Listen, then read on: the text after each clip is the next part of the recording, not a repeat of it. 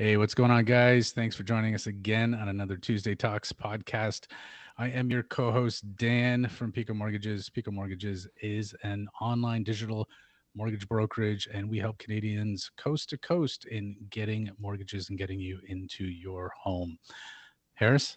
Yeah, and I'm your co-host Harris. I'm a lawyer at Treadstone Law. We're digital lawyers helping Canadians all over Ontario purchase, sell, and refinance their home.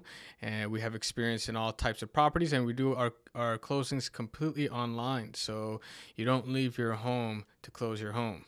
Thank you, Stephanie, for joining us. For those of you that are tuning in today, Stephanie is a realtor in the, I guess, Golden Triangle or KW Yeah. Cambridge area.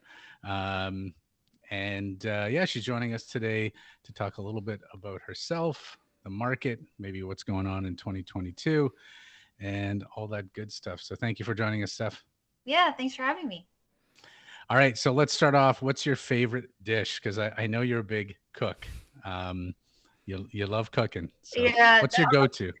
That's hard. Honestly, anything like pasta related, I would say, is probably like my go-to. Like you can't go wrong with pasta. Yeah, no, I agree. I'm clearly I love my pasta, and I did actually a pretty mean eggplant parmesan, and I think I deserve a pat on the back for that one. Yeah. That was pretty good too.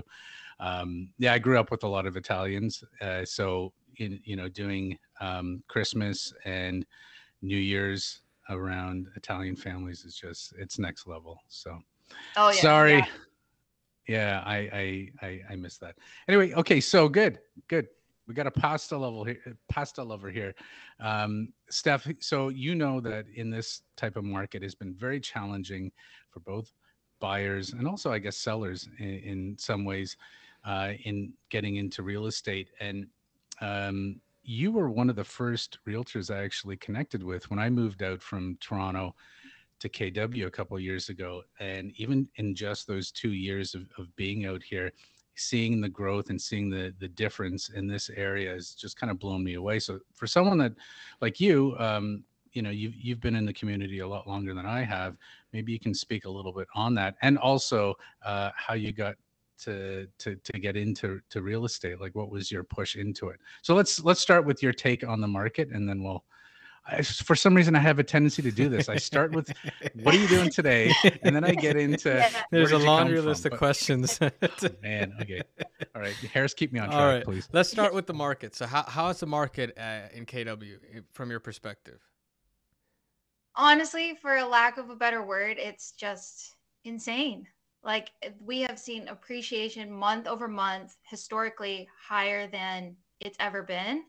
So I feel bad for buyers out there, especially first time buyers, because it is a lot harder than it was even 2 years ago. Yeah. But I don't know. It's not a bad market. Like it's definitely great for sellers. There's still opportunities out there for buyers. You just have to make sure you're looking in the right spots. I was actually just going over the monthly numbers, and then we do them weekly with our office. And we were just chatting about them actually yesterday. And there's gaps throughout the region where there are opportunities out there. You just have to know what to look for. So I don't see it slowing down. I know everyone's always talking about a crash and a bubble bursting and, I'm just going to wait. And honestly, like the longer you wait, the harder it gets because it just continues to appreciate.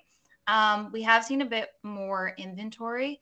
So I do think things might shift and it might become a little better than it is, but that doesn't mean prices are going to decrease. So you're saying instead of houses going up 25% year over year, they're going to go up 15% or something. Yeah, like it just might be a bit of a slower appreciation. Yeah. But honestly, I always say, like, I mean, I'm biased because I'm a realtor, but I think real estate's one of the best investments. Yeah, I totally agree with you too. Harris and I had talked about this yesterday because we were chatting about inflation, right? And so in December we had inflation of 4.8%. January's numbers came out; it was 5.1%. We're trending upwards. Our money's not going as far as it used to. Yeah. And one of the safe bets is to get into real estate. And I think the longer you kind of stay on the sidelines, the more difficult it becomes. Like I worked with people 10, 15 years ago, even years ago, Harris and I worked together. And, Yeah.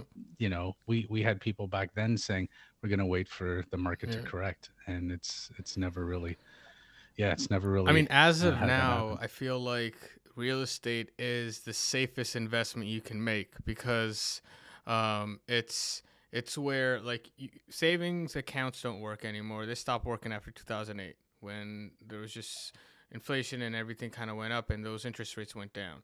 Then people are kind of moving into government bonds. But if a government bond's giving you a 2% return and inflation is at 5%, you're still losing 3% Right. a year. So you have to kind of look Yeah. at which investment can I make, which is accessible. You can generate cash flow potentially.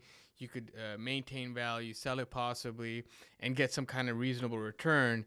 And I feel like the safest one in that kind of risk profile is real estate right now. So Yeah. but you're saying that even within the markets that you're looking at, 25% may be the bump in certain neighborhoods, but it hasn't increased that much in all the neighborhoods. Is that correct? Yeah, that's correct. So looking at it, like we usually just space it out: KW, so Kitchener, Waterloo, Cambridge, and Guelph, Yeah. and then the townships.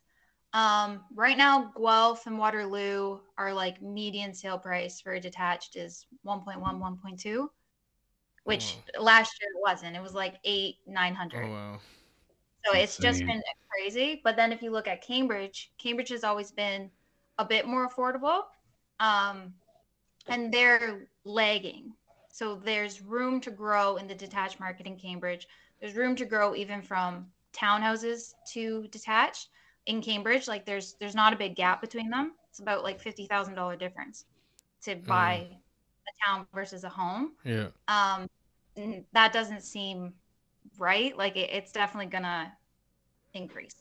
So are you if saying? now, Yeah. I think detached in Cambridge is gonna go up. It's gonna go up. I'm assuming it's gonna go up faster than the detached is gonna go up faster than the townhomes.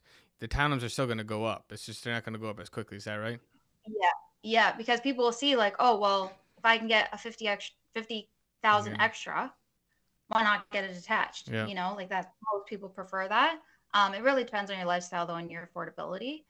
But you know, normally when something's cheaper, right? Like I have a lot of buyers I work with that it's like, well, you know, if you just expand your location a bit, you can get a lot more for your money, right? Yeah. So people want Kitchener, Waterloo, but Cambridge isn't that far and it's a lot cheaper and you can get more. People are going to start gravitating towards Cambridge just because they can get in the market that way, which will then. But why hasn't Cambridge gone up as much as Kitchener and Waterloo? Like why don't people want to stay in Cambridge? So Cambridge has increased a lot over the past few years, and it's due to like those GTA buyers because Cambridge is so close to the 401. But people locally, so Guelph and KW, I don't know what it is. There's this stigma, I think, when it comes to Cambridge. Like I personally live here. Like I'm living in my first house I bought. We're going on 4 years now, and we didn't even want to live in Cambridge. Like we were like, well, let's live in Guelph because that's where I was like born and raised. That's where my husband was from. But based on the budget, we could get a lot more in Cambridge. So we compromised on location. And I mean, we're fine here. We like it. But is it a sense of attachment, or do you think like maybe Cambridge, I don't know, like the transportation isn't good, the nightlife isn't good, the restaurants are good? Like what's the... I do think it's a bit of a lifestyle change. So Cambridge is essentially 3 own little townships, and no one has ever really walked away from that. Like they created Cambridge and it's supposed to be we're all the same, but it's like no, there's Galt, there's Hespeler, and there's Preston. And if you're in Hespeler, you're like, I like Hespeler, I don't want Galt or Preston, and vice versa. So specific areas. It's like tribal warfare. Yeah. Within a town. So each little one has their own downtown. Yeah. They're very quiet and more township like, I would say, than like downtown Kitchener is. Right.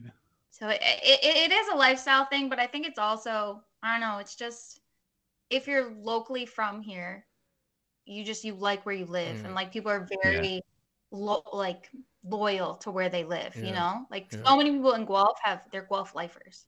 Like they live in Guelph, they love Guelph, they want to stay there. Yeah. Yeah. Makes sense. Okay, so we've got obviously part of this whole market is we've got a chokehold on supply, right? And I know a little bit about here in Kitchener. Recently, there was a new sort of tiny house backyard dwelling slash laneway housing bylaw that was passed or something where it would allow these additional dwellings.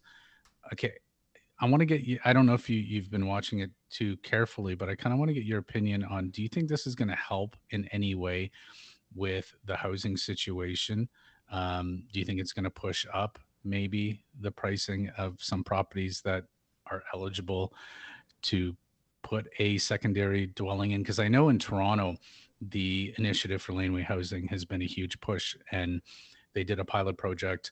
I've got a few friends that are architects there, and it's just blown up their business because it's created not only sort of a solution for the supply issues, but it's also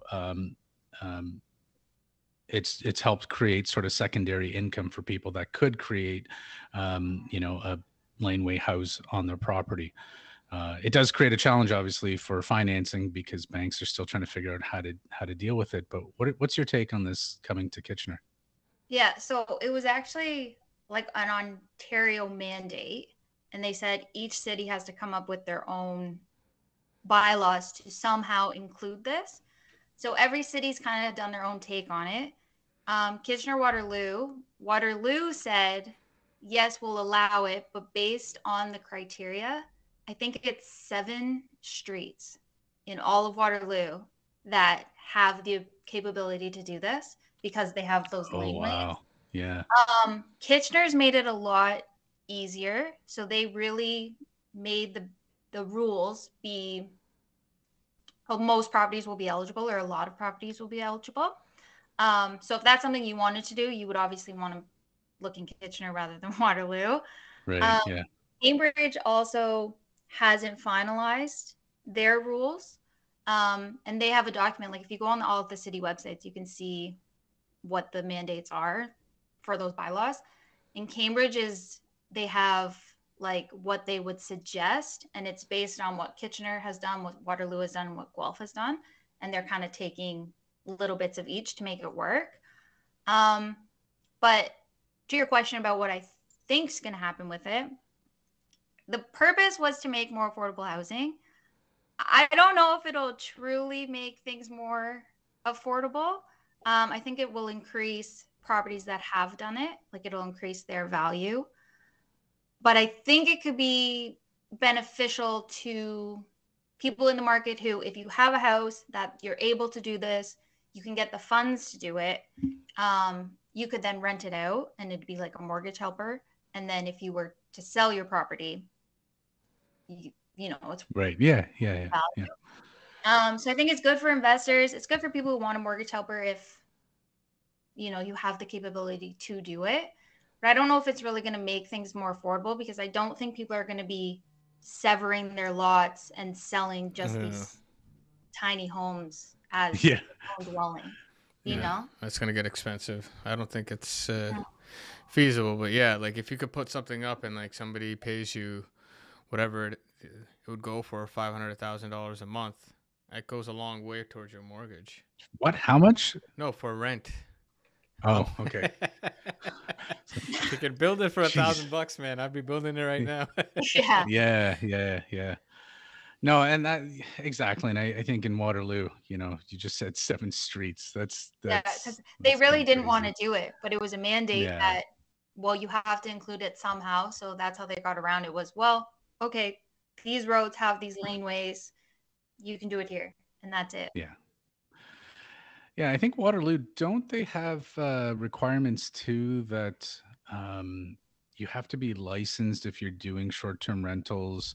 I think there was something to do when we were shopping, we were looking Kitchener Waterloo, and someone had stated if we were looking to do rentals, one, you had to get some sort of license for it, or there was something that Kitchener, if you bought in Kitchener, you didn't have to go through the same hoops. Yeah. Do you know what that's about? It's definitely something along the lines of a license. I do think it was Yeah. recently something was changed, so I don't want to say exactly what it is and have it Right. Yeah. wrong. Yeah. But there's definitely a lot more hoops To in go through. Waterloo if you want to rent than Kitchener.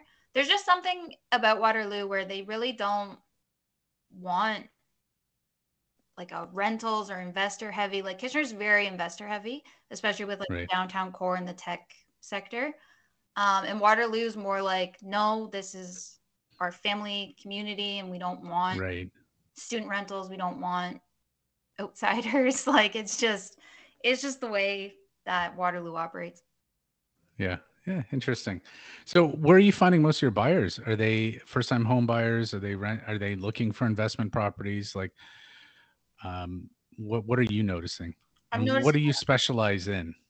it's first time buyers. I'm Yeah. Okay. There's a lot of people in my office who like are like, why do you love working with first time buyers? Because traditionally, like it's hard for them to get in the market. You're usually looking a lot longer than if you're with an investor. You know, like they have easy cash flow. It's easy for them to find viable Right. properties. Yeah.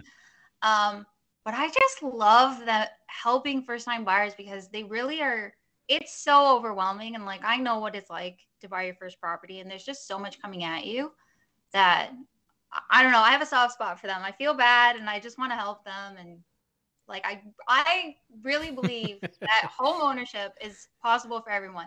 And I have so Yeah. many people my age who are like, I'm never gonna own a home. Like it's ridiculous because they see, you know, how expensive the market is, and Yeah. it Yeah. affordability is a real issue. But I don't know. I think there are a lot of creative ways and solutions that you can still get a property and set yourself up for the future. Yeah. So For sure. I like first time buyers. I help a lot of them. But I do help investors and people who are, you know, moving on, moving up, downsizing, things like that. Yeah. But a lot of it right now is first time buyers. And I think COVID's pushed a lot of people too, because like, especially people are now working from home. And if you're living with your parents or you're renting and you have loud neighbors or you have roommates, like a lot of that people are like, you know what, I'm sick of this. I want my own space. Yeah. Yeah. But You you're can only take so also much of it. you're also in essence freezing your rent because as properties have gone up in value, rents have gone up. So when you buy, you kind Right. of lock in that payment in a Mm-hmm. sense. Yeah. What do you think is like the biggest, um, I guess, mistake first time home buyers make in your experience? Um, I'd say the biggest mistake when you're looking is they're very close-minded and like they'll walk in and it's a fixer-upper or it just needs They need a a little bit of vision. TLC, but yeah. And they're Yeah. just Yeah. like, Yeah. no, no, no, no. Because especially if you're living at home, like your parents are probably, you know, if they've been in this house 10, 15 years, they've renovated Yeah. it, it's to their taste. They're Right. used to Right. living like that. And then you walk into something that it's older or I don't know, it doesn't show well. And it's like, you just have to have a little vision. You can make it your own. Like, I don't know. I think it's better to find a property that needs a bit of work that you can do to your taste. Because if you go into a property that the kitchen's been fully renovated, but you absolutely hate it, but it's brand new, a lot of the times you're like, well, I don't want to touch it. Like, it's brand new. Yeah. Right. Now I Yeah. like Yeah. make it brand new again, but to what I like. Yeah. Yeah. So, When you say that it needs a little bit of a touch up, what do you mean by that? Is it like it needs a paint job, or am I talking like putting down a wall and kind of extending the whole thing? no, so that would be a lot more work. I always ask my clients what you're willing to do, and I find as they start to look, sometimes they loosen up a bit and they're like, okay, maybe I'm open to replacing floors or open to just giving things a facelift, even not even like replacing kitchen cupboards, but maybe painting them and just like making things a little nicer. But it really depends on the person. Like I've had people who are like, I don't want to do anything other than paint if I have to. And it depends on the house. Yeah, I it's funny we're on this topic because so I did a short YouTube video for first time home buyers, and in the video, one of the things I had mentioned, I noticed this too, vetting clients, is that you're not going to find your Instagram home. You know, a lot of people Yeah. think that they're gonna get the keys and it's going to be Yeah. everything and more. And you kind of have to, exactly what you said, you know, you have to understand that maybe the first home isn't going to be your forever home. And it's so important because I think psychologically too, you can get beaten down. Like I've been in the game for a while, you know, but even when we were buying our house, I was just like, I felt like, okay, we have to compromise in so many different things, whether it's area, you know, location, backyard, whatever it was. But at the end of the day, I think you hit it like right on the head there, where, you know, you can make it your own and then make it feel like home. You just have to kind of be open to it. So Yeah. yeah, good point. It's, yeah, I was gonna say definitely like it's easy to get discouraged very quickly, Yeah, especially yeah, today. But yeah, there's hope. yeah, yeah. So Harris, I don't know if you're not too active on social media, but I know Stephanie's very active. Instagram, you're always coming out with great content. And are you on TikTok too? No, No. I joined it, and then I think I posted a couple videos. Like I would just repurpose like my Instagram one Right. to TikTok, Yeah, yeah. and one went, I don't know if it's viral. It was like 236,000 viewers, and it was like one of my very first reels. How much? 236,000 It's views. like over Yeah. a quarter of a million. Hey, Stephanie, you're on to Right something here. here. Hold up, hold No, up. no, but then what I did, so then I gained a couple followers, but only like I think 400, something like that. And then I posted a couple videos, and it was just like crickets, like 2 views, nothing. Where I don't know, I find Instagram's more personable, and like it's Right. people I actually have worked with before, and like people in your inner circle, and TikTok's just worldwide, so it's just gonna end up on whoever's page. And then I just kind of stopped, and then I like went and deleted I like deleted the video. And now I'm like, I don't know why I did that. Like it had so many Wait, you views. deleted the video with the 230,000? 236. Yeah, I just deleted it because then I was getting, I feel like it was like robot followers, and like then you get like the trolls commenting, and I was just like, I'm never on this app, and I just got deleted the You video. know, it's interesting because there's so many different platforms you can use to get your Mhm. voice out there, right? In fact, you know, Harris and I using a podcast is a great way to just kind of talk about the industry. And I never would have thought that TikTok could have been used for anything Mm. other than dancing videos and, you know, silly stuff. But the reality is, I was actually listening to a podcast this morning. It's called I Love Mortgage Brokering, and they had on a gentleman who's created a massive following, and all he's doing is providing, you know, these short snippets of advice and getting tons of leads and tons of qualified folks that are really interested in learning more about the financing part. And for you to speak on 236,000 views on that, you're right though. You know, you're going to have obviously a global audience, but you can always push them over to your Instagram stuff too. I'm glad you're still posting on there because a lot of the stuff I do, you know, it's a lot of good insight, and it's a great way to kind of just kind of check in with what's going on locally without having to, I don't know, you know, read something or call someone up, and it just, yeah, you get it right in front of you. So that's awesome. I mean, it does. I feel like you have to be in touch with Instagram and all this other stuff because, like Stephanie said, a lot of these people coming in, they're like, I want an Instagram house. You at least know like what they're looking at, and kind of you have some kind of information as to what their expectations are, and then you bring it down. Mm-hmm. Yeah, So- yeah. That's always a tough part. Okay, so craziest buyer seller story. You don't have to name names. In fact, I recommend you don't. But Just their email address. do you have it? Yeah, just email. We'll throw the phone number up on the screen. No, but seriously, has there been anything crazy that because you've been, you know, you've been in real estate for a while here. Has anything jumped out?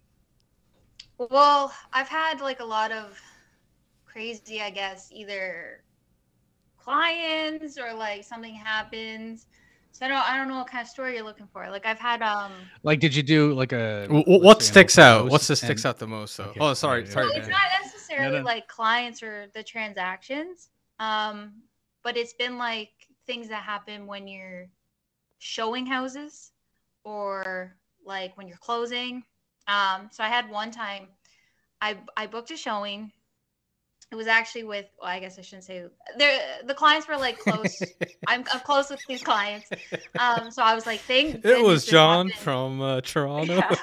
Yeah. I was like, thank goodness this happened with you guys and like not someone you're meeting for the first time or something. So I booked this showing. It's confirmed. I spoke with the agent directly. So like a lot of it's you book just online. There's like apps and stuff. But then I actually spoke with the listing agent, like confirmed the showing. Everything's good. But it was an early showing. So normally most people don't go to a house before like 9 a.m. And this was 8:30 because we were going like before work and stuff. So we get to the house. There's one car in the driveway, but we're like, well, like we have a showing. People have multiple cars, like whatever. I knock. I always knock before I go in just to make sure like there's not another showing going on. There's no one home. I knock. No one answers. I'm like, all right. I get the key out of the lockbox. I open the door. We look at the whole first floor. Like we're walking through the house. I'm turning on lights, reviewing it. We go down to the basement. We have our full showing. We go back upstairs to then go to the next floor where the bedrooms are. And every bedroom door is closed. And it's just like really dark. And I was like, okay, well, sometimes people close their doors, pets or whatever.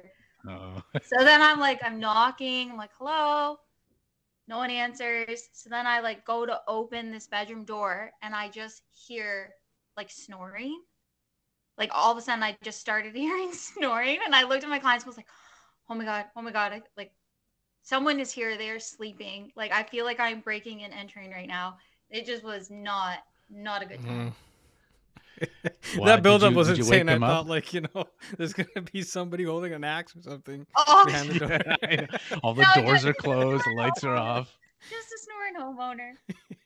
Wow. So did you make them breakfast? Did you like turn the lights off? No, we got out of there. And then I like told the Yeah. agent like, I had a showing. I thought they knew we had a showing. Like, so to this day, I don't even know if they know I was in the house, which Wow. like freaks me out. The agent knows. So like, I'm assuming they told the homeowners, but I really don't know. Did the clients make an offer? Wow, that's wild. No. They couldn't see the rooms upstairs. It makes sense. Why would you? Yeah. Yeah. Yeah. Oh wow, that's crazy. Yeah. I don't know. Where do you want to go No, from I just here, want to Harris? know. I guess the next thing, and we started off with this, and I guess this could be like kind of our last little bit, is more about yourself. So why did you become a realtor? I know on your profile, I think I read you said that like most people become a realtor as their second career. For you, is your first, right? Mhm. So what made you want to become a realtor? Why was it kind of like your first choice? So it was actually when I was a kid. My parents were selling like their home, our home. And they took us to all of the open houses and stuff because I don't know, honestly, I don't know why they did that because I was 12. So my sisters were like 14 and 16. So it's like you're taking teens, preteens who are very opinionated. We're all girls. Like that sounds like a nightmare now as me being a realtor, like having all of these extra opinions. Like we're not the ones buying the house, it's the parents buying the house. But anyways, my parents brought us and they would like get our opinions on all of the houses, like making sure we liked it. And I absolutely loved doing that.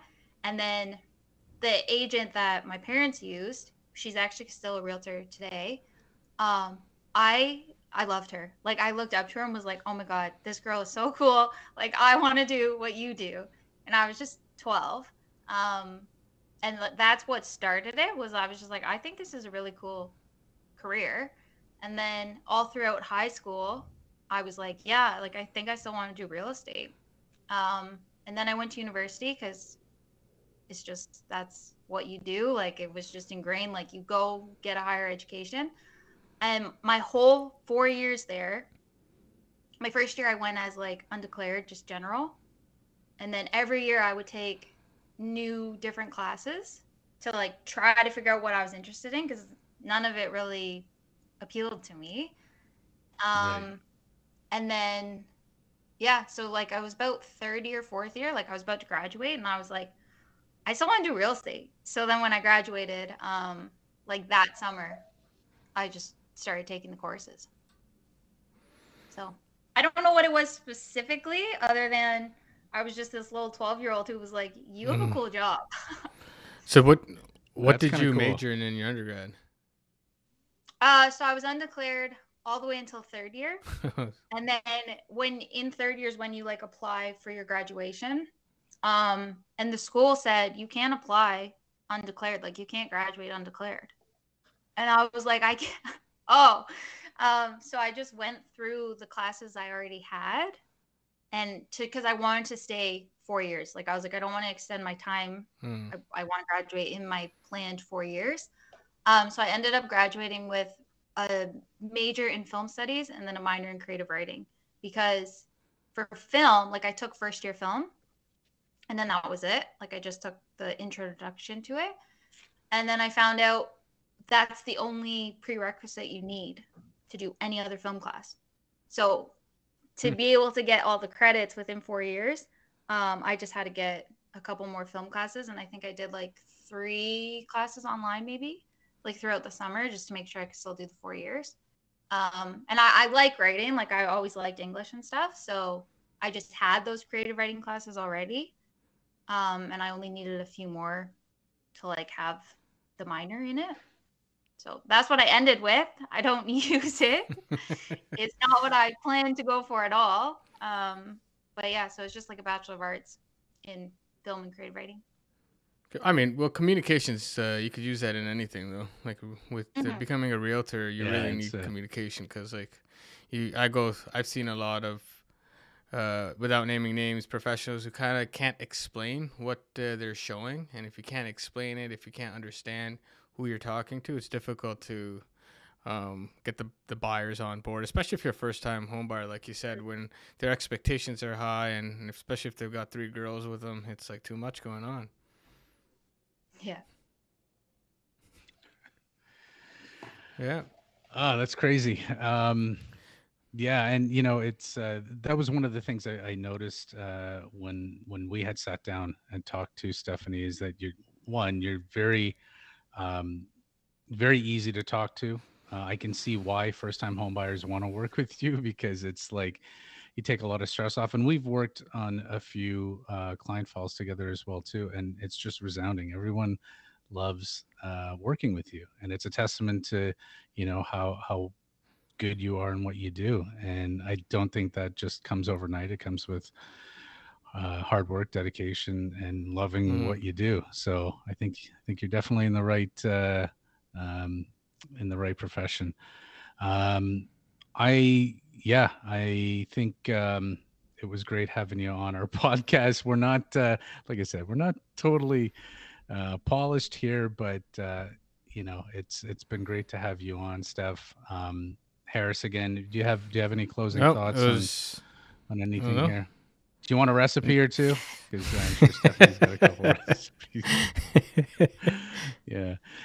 Anyway, again, thank you for joining us on the podcast, and we'll be in touch. Yeah, thanks for having me. Take care. Nice. Okay. All right. See you guys. See ya. Bye.